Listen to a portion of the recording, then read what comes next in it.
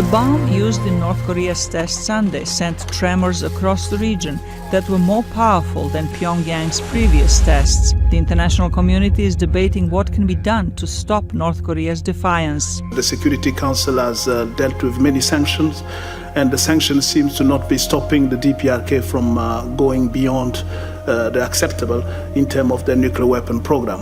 Where do we go? It's probably $1 million question.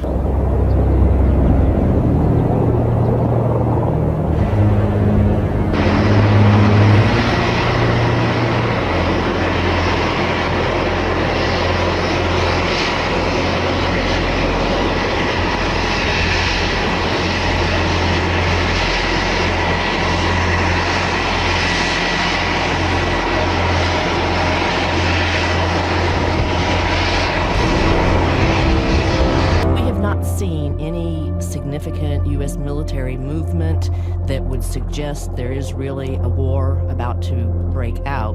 We hear a lot of words, a lot of threats, and we know that North Korea has been building its arsenal. But I don't think we're at that moment of imminent war. I don't think we are at that moment of imminent war. Attacking North Korea would have disastrous consequences immediately. Millions of casualties in the Korean Peninsula, Japan, a lot of Americans as well, American troops. Well, the complication is in a relatively short period of time. So excessive shows of force, or even minimal shows of force, are really sort of a last resort type of situation when dealing with this problem. The idea of building up a nuclear arsenal, I believe, with North Korea is to prevent regime change. I don't think that they want war. I don't think that anyone on that peninsula or anywhere in Asia really wants armed conflict. What North Korea seems to be wanting, and most experts agree in this analysis, is to deal with the U.S. on an equal footing as a member of the nuclear club. And once they have that nuclear capability in place, that precludes regime change, which is most important to Kim. He is trying to solidify his base, solidify his position, and his nuclear buildup is really a strategy for that particular outcome.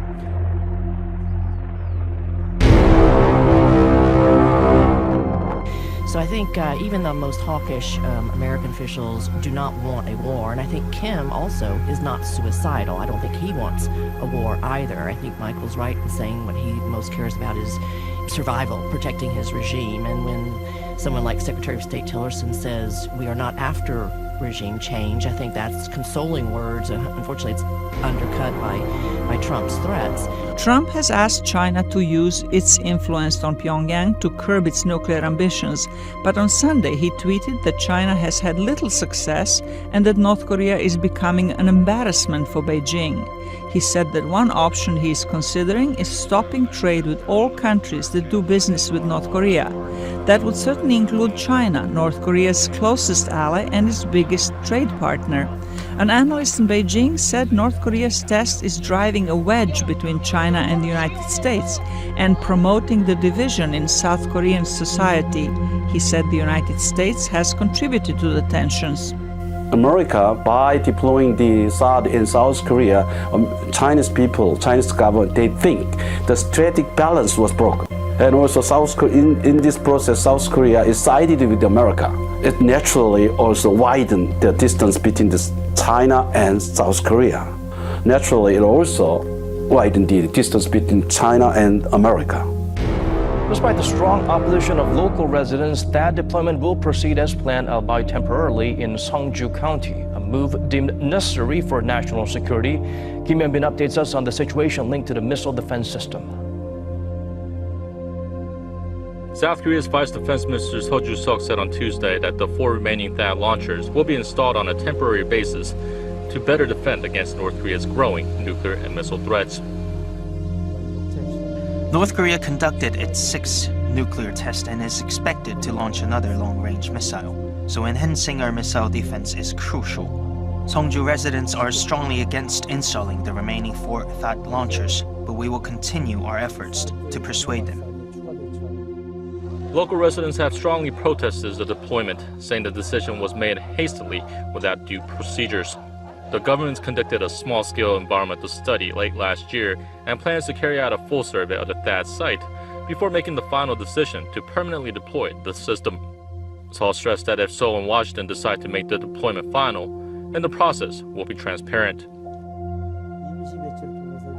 We will temporarily install the launchers to counter North's nuclear and missile threats, but if we decide to permanently install THAAD, we will be transparent and go through a democratic procedure. We will take into account the results of the environmental assessment and the opinions of local residents before making the decision. A THAAD battery consists of 6 launchers, a fire control and communications unit, and an X-band radar. Currently, most of the THAAD equipment is installed at the new U.S. base in Seongju, except for 4 launchers. Seoul and Washington will decide the appropriate time to install the 4 additional launchers, and many experts expect it to take place sometime this week. So for North Korea, it's a very strategic case. The Chinese analyst says North Korea is desperate to develop nuclear weapons because it feels it is surrounded by enemies.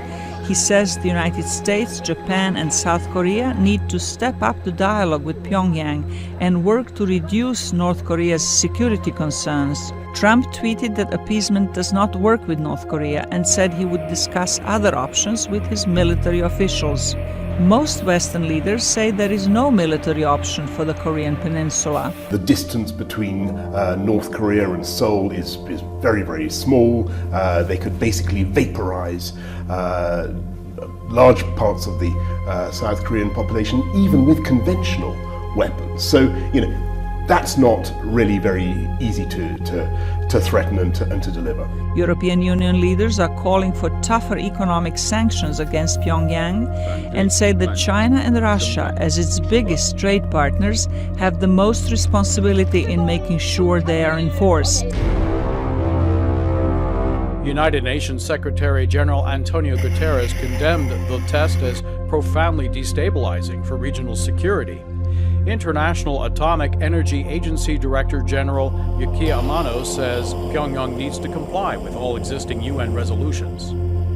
Today's nuclear test by the Democratic People's Republic of Korea is an extremely regrettable act.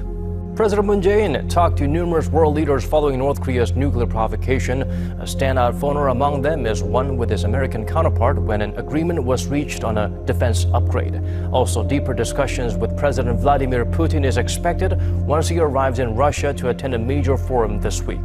Hwang Ho-jun starts us off from the nation's top office. President Moon Jae-in spoke with his U.S. counterpart Donald Trump over the phone late Monday, a day after the North's latest nuclear test, and they agreed to remove the limit on the payload of South Korean ballistic missiles under the Allies' missile guidelines. The two leaders agreed to actively seek countermeasures against North Korea's provocations and fully prepare for potential threats based on the ironclad defense readiness posture of South Korea and the United States. The move is aimed at enhancing Seoul's own defense capabilities against the increasing threats posed by North Korea. Lifting the payload cap from its current 500 kilograms will make it possible for Seoul to develop missiles that can destroy the fortified underground bunkers used by the North Korean leadership. During the call, President Moon also said South Korea will complete the temporary deployment of the THAAD missile defense system as soon as possible. The two leaders also share the view that it's time to put the strongest pressure and sanctions on the North and agreed that the Allies will push for an even stronger UN resolution on Pyongyang. President Moon also spoke with the leaders of Russia and Germany. With President Vladimir Putin especially, President Moon said the UN Security Council should seriously consider fundamentally cutting off the sources of North Korea's foreign currency earnings, cutting off its oil supply, and banning North Korean laborers from working overseas. President Moon is flying off to Vladivostok for the Eastern Economic Forum early Wednesday morning. There, he'll have ample opportunity on the sidelines to meet with foreign leaders, including President Putin, to discuss the state of the regional security face-to-face. Hwang Ho-jun, Arirang News.